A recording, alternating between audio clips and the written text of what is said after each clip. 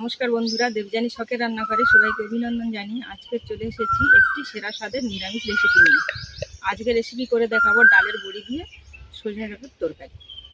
এই রেসিপিটা করার জন্য এখানে আমি 1 থেকে 150 গ্রাম ছোলার ডাল ভিজিয়ে রেখেছি, আর কিছু সজনে ডাঁটা কেটে রেখেছি, আর ডুমো ডুমো করে কয়েকটা আলু কেটে রেখেছি। এবারে আমি ছোলার ডালগুলো শিলনোড়াতে বেটে নেব। এই রেসিপিটা করার জন্য আমি এখানে একটা মশলার পেস্ট বানিয়ে নেব। তার জন্য নিয়ে নিচ্ছি কিছুটা পরিমাণ সাদা সর্ষে, কিছুটা পরিমাণে কালো সর্ষে, আর দিয়ে দিচ্ছি অল্প পরিমাণে পোস্ত।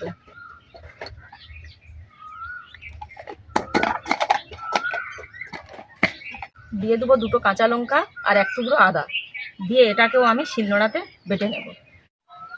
তো বন্ধুরা দেখো, আমি ডাল আর মশলাটা ভালো করে শিলে বেটে নিয়েছি।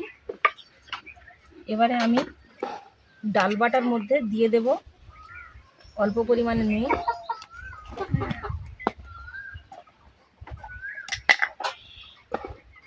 অল্প পরিমাণে হলুদ গুঁড়ো, আর দিয়ে দেব অল্প পরিমাণে সর্ষের তেল। দিয়ে এটা আমি হাত দিয়ে ভালো করে একটু ফেটিয়ে নেব।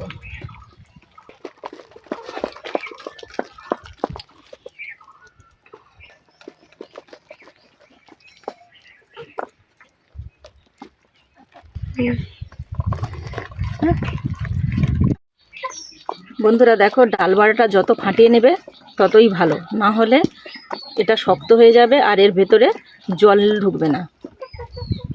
এবারে আমি উনুনের মধ্যে একটা কড়া আগের থেকে বসিয়ে গরম করে নিয়েছি। এবারে এর মধ্যে দিয়ে দেব পরিমাণ মতো তেল,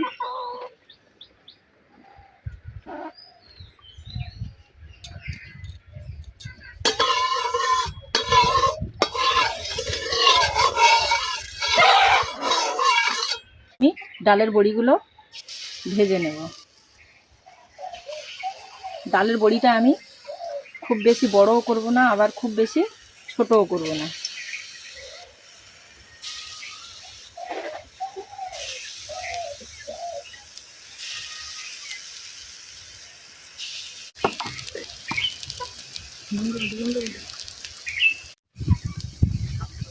এবারে আমি ডালের বড়িগুলো একে একে উল্টে দেবো।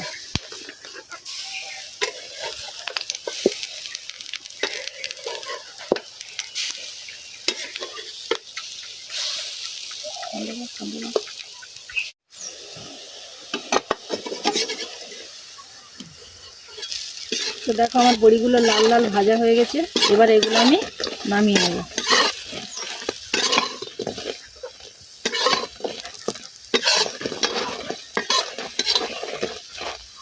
আবারও 1 ব্যাচে আমি ডালের বড়িগুলো ভেজে নেব।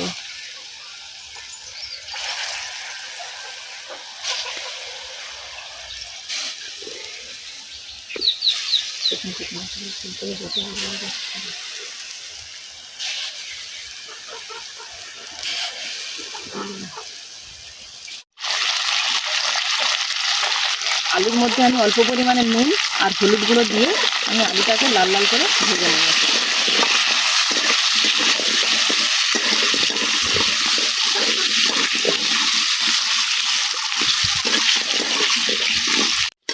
আলুগুলো আমার লাল লাল ভাজা হয়ে গেছে। এবার এগুলো আমি তুলে নেব।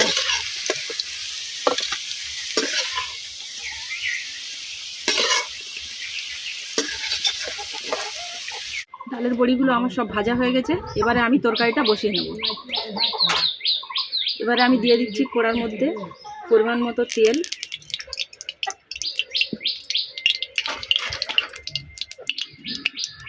দিয়ে দেবো 2টো শুকনো লঙ্কা, দিয়ে দেবো অল্প পরিমাণে কালো জিরে, আর অল্প পরিমাণে গরম মশলা।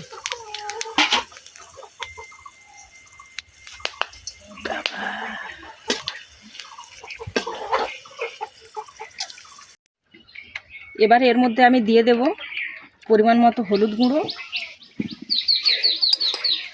পরিমাণ মতো লঙ্কার গুঁড়ো,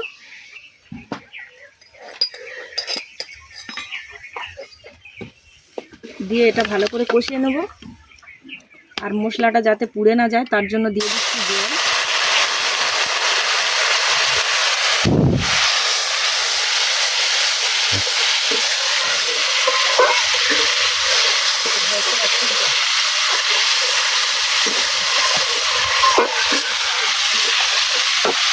এবারে এর মধ্যে দিয়ে দেব বেটে রাখা মশলাটা।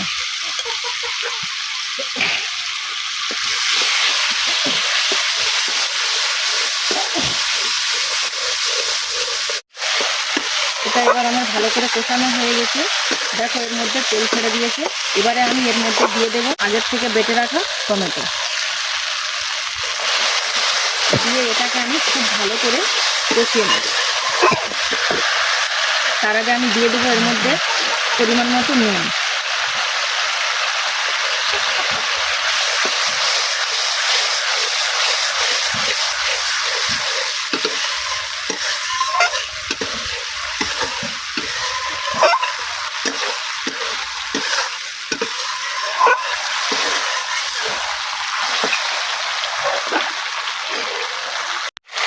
দেখতেই পাচ্ছ আমার মশলা থেকে তেল ছেড়ে দিয়েছে। এবারে এর মধ্যে দিয়ে দেবো কেটে রাখা সজনে ডাঁটা।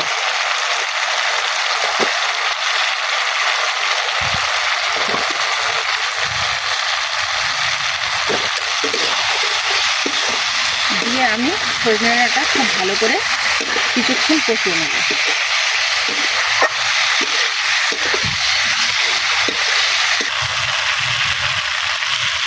তো আমি সজনে ডাঁটা দিয়ে বেশ কিছুক্ষণ কষিয়ে নিয়েছি। এবারে এর মধ্যে দিয়ে দেবো ভেজে রাখা আলু। দিয়ে এটাও কিছুক্ষণ আমি নেড়ে চেড়ে নিয়ে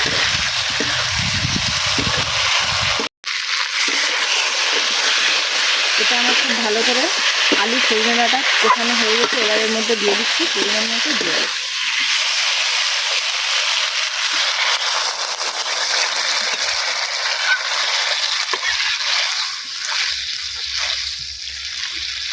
তো আমার সজনে ডাঁটা আর আলু ভাজা আছে, তাই আমি এর মধ্যে বেশি জল দেব না, পরিমাণ মতো জলটা দিয়ে দেব।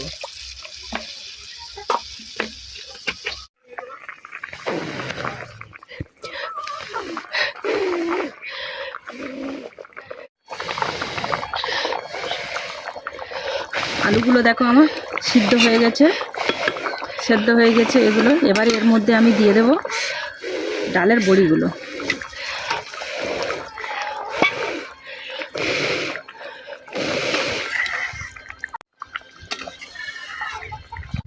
ডালের বড়িগুলো দিয়ে দিয়েছি।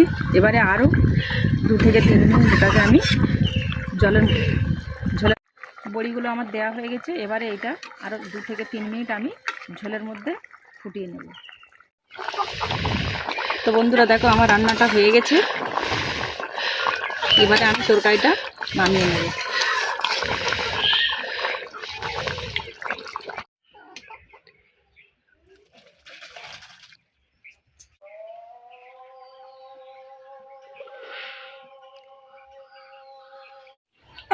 তো বন্ধুরা দেখো তরকারিটা আমার নিরামিষ রেসিপিটি আমার হয়ে গেছে।